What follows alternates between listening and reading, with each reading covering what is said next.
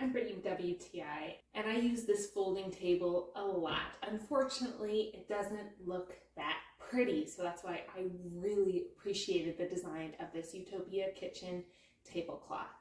And that's why I loved how this tablecloth doesn't just cover the top, where you normally then can see the legs, but actually goes all the way to the legs, has a little elastic pocket that the feet can fit into nice and snug, and then it gives it a nice, complete furniture look.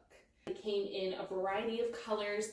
I really liked the gray because it worked the best in the front room, which is going to be our craft room. So when we're doing a big craft, it's nice to have a nice long table where you can do that, but you also want it to be something that when people walk in, it doesn't look like a mess or something that's temporary. It kind of has that nice, complete look.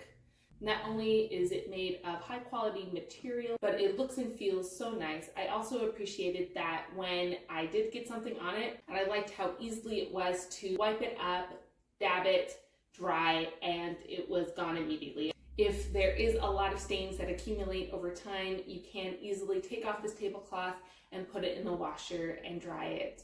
I think it is a great option, and it's such an easy thing to have. But don't take my word for it. That's my point of view.